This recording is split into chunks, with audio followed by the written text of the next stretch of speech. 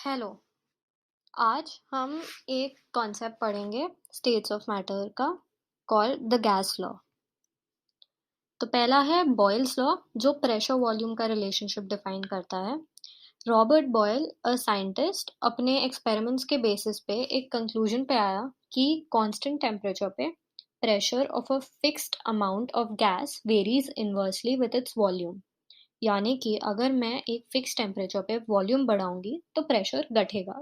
इसको हम inversely proportional बोलते हैं और मैथमेटिकली ऐसे लिखते हैं P is inversely proportional to 1/V at constant temperature and fixed amount, यानी कि कांस्टेंट नंबर ऑफ मोल्स। और अब इस प्रोपोर्शनैलिटी साइन को हटाने के लिए हम P is equal to K1/V बोलेंगे। K1 एक प्रोपोर्शनैलिटी कांस्टेंट है जो गैस के amount, temperature and units of P and V पे डिपेंड करता है। और जब इस इक्वेशन को रीअरेंज करोगे तो हमें आएगा PV is equal to a constant, यानी कि कांस्टेंट टेम्परेचर पे product of pressure and volume of a fixed amount of gas is constant. तो इसको हम ऐसे भी यूज कर सकते हैं कि P1V1 इक्वल टू P2V2, यानी कि एक गैस अगर इनिशियली वॉल्यूम V1 ऑक्यूपाई कर रही है एट प्रेशर P1 और ये एक्सपैंड होके फिर वॉल्यूम V2 ऑक्यूपाई करती है एंड प्रेशर P2 हो जाता है, तो इस रिलेशन से हम फाइनल प्रेशर निकाल सकते हैं या फाइनल वॉल्यूम, डिपेंडिंग कि बाकी तीन चीज़ें हमें पता है। और इसका ग्राफ जो इक्वेशन 3 है उसके एट डिफरेंट टेम्परेचर्स, यानी कि जैसे 200 केल्विन, 400, 600 पे अलग अलग ग्राफ्स मिल रहे हैं। तो value of K1 for each curve is different, क्योंकि वो मास ऑफ गैस के लिए टेम्परेचर के हिसाब से वेरी करती है और हर कर्व एक दूसरे टेम्परेचर के लिए वैलिड है, यानी कि हर कर्व को हम एक आइसोथर्म बोलते हैं, कांस्टेंट टेम्परेचर प्लॉट। फिर हम जब प्रेशर वर्सेस 1/V का ग्राफ बनाएंगे तो ये एक स्ट्रेट लाइन आता है और ये ओरिजिन से पास कर रहा है। तो यहाँ पे हमें ये भी पता है कि हाई प्रेशर्स पे गैसेस बॉयल्स लॉ से डिविएट करते हैं एंड स्ट्रेट लाइन ऑब्टेन नहीं होता। Experiments of Boyle in a quantitative manner prove that gases are highly compressible because when a given mass of gas is compressed, same number of molecules occupy a smaller space. एक density and pressure के बीच में relation निकाला जा सकता है। Density is mass by volume. इससे अगर हमने V की वैल्यू पुट करी तो हमें मिलेगा density is equal to M/K1, जो हमारा पुराना प्रोपोर्शनैलिटी कांस्टेंट, इनटू प्रेशर। और M/K1 को एक नए प्रोपोर्शनैलिटी कांस्टेंट से रिप्रेजेंट कर सकते हैं, K डैश। तो density is equal to K dash P। Example, a balloon is filled with hydrogen at room temperature.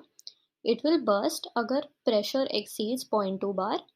If at 1 bar the gas occupies 22.7 liters volume, up to what volume can the balloon be expanded? यानी कि हमें ये बताना है कि जब pressure 0.2 को exceed हो रहा है तो कितना वॉल्यूम होगा। अगर हम बॉयल्स लॉ लगाएंगे, यहाँ पे P1 is 1 bar, V1 is 2.27 litre, P2 is 0.2 bar and V2 हम इस फॉर्मूला से निकालेंगे तो आएगा 11.35 लीटर। तो बलून क्योंकि 0.2 बार प्रेशर पे बर्स्ट होता है, इसलिए volume of balloon should be less than 11.35 litre at constant temperature. Charles law हमें टेम्परेचर एंड वॉल्यूम के बीच का रिलेशनशिप देता है। एक फिक्स्ड मास ऑफ गैस के लिए at a constant pressure volume of a gas बढ़ता है जब हम टेम्परेचर बढ़ाते हैं एंड घटता है जब हम टेम्परेचर घटाते हैं, यानी कि एक डायरेक्टली प्रोपोर्शनल रिलेशनशिप है। तो अगर volume of gas at 0 degrees and at T degrees is V0 and VT, तो फिर हम ये बोल सकते हैं कि VT would be equal to V0 into 1 plus T by 273.15, क्योंकि ये जो टेम्परेचर सेल्सियस में है इसलिए हम नीचे 273.15 ले रहे हैं। तो VT is equal to this. And ये एक डायरेक्टली प्रोपोर्शनल रिलेशनशिप है। और एक न्यू स्केल ऑफ टेम्परेचर हम डिफाइन करते हैं जिससे हम बोलते हैं capital T is equal to 273.15 plus T, और 0 degree Celsius will be given by capital T naught 273.15। जो ये है, हम इसे केल्विन टेम्परेचर या एब्सोल्यूट टेम्परेचर स्केल बुलाते हैं। 0 degrees on Celsius scale is equal to 273.15 Kelvin at the absolute scale. Degree sign is not used while writing absolute temperature. ये एक थर्मोडायनेमिक स्केल ऑफ टेम्परेचर है एंड ये हर scientific work में use होता है, इसलिए हम सेल्सियस टेम्परेचर पे 273 ऐड करते हैं उसका केल्विन स्केल पे टेम्परेचर लाने के लिए। अगर हम T एट टाइम T को लिखे 273.15 plus T and T naught यानी इनिशियल टेम्परेचर दिस, तो हमारा रिलेशनशिप ऐसा आ जाता है।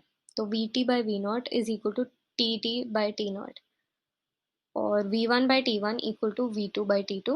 That means V by T is constant and ये proportionality constant को हम बुला रहे हैं K2।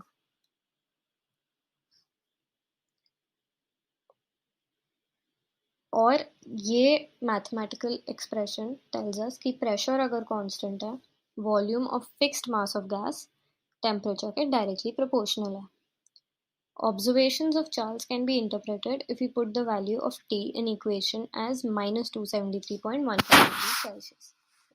तो volume at this, that is 0 Kelvin, will be 0, मतलब गैस एग्जिस्ट ही नहीं करेगी। all gas gets liquefied before this temperature is reached। तो ये एक हाइपोथेटिकल या इमेजिनरी टेम्परेचर है एंड इसको हम बोलते हैं एब्सोल्यूट जीरो जब gases occupy zero volume.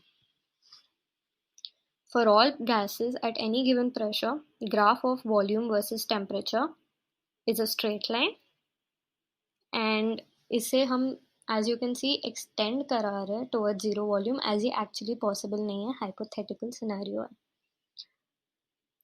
Slopes of lines obtained at different pressure are different, but at zero volume all the lines meet the temperature axis at minus 273.15 Kelvin. All gases obey Charles' law at very low pressure and high temperature.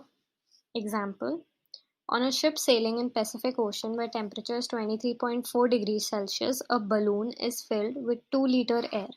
What will be the volume of the balloon when the ship reaches Indian Ocean where temperature is 26.1 degrees Celsius?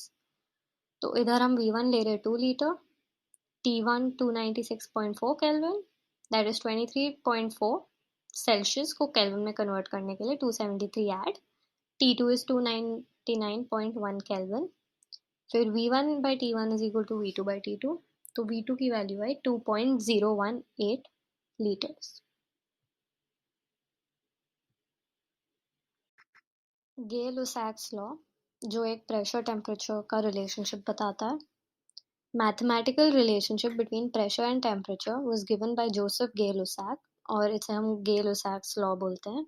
ये हमें ये बोलता है कि at constant volume pressure of a fixed amount of gas varies directly with pressure, यानी कि हम temperature बढ़ाएंगे तो प्रेशर बढ़ेगा, एंड इसको हम डायरेक्टली प्रोपोर्शनल बोलते हैं, एंड प्रोपोर्शनैलिटी कांस्टेंट को इधर K3 बुला रहे हैं।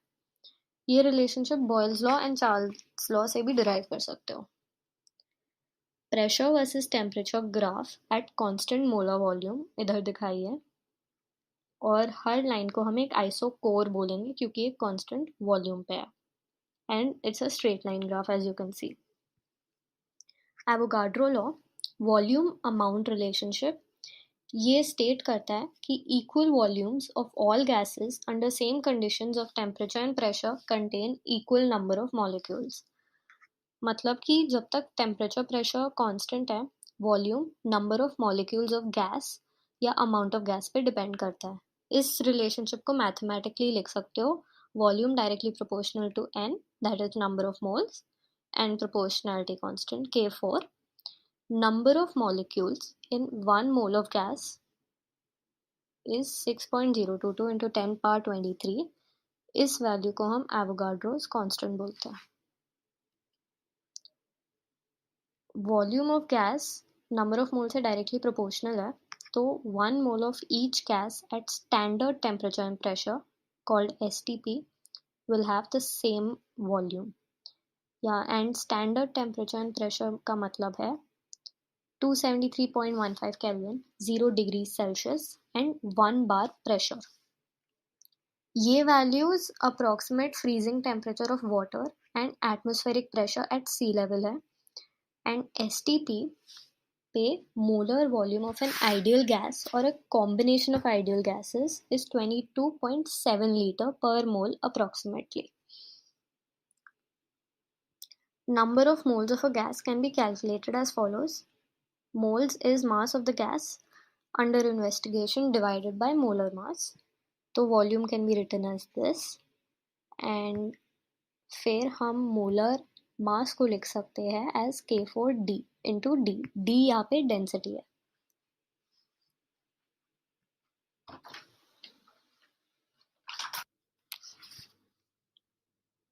A gas that follows Boyle's law, Charles' law and Avogadro law is called an ideal gas. ये एक hypothetical gas होता है एंड इसमें हम assume करते हैं कि intermolecular forces present ही नहीं है between molecules. Real gases ये laws तभी follow करते हैं जब कोई specific conditions हो, जब forces of attraction negligible हो. एंड बाकी situations में gases ideal behavior से deviate करते हैं. Thank you.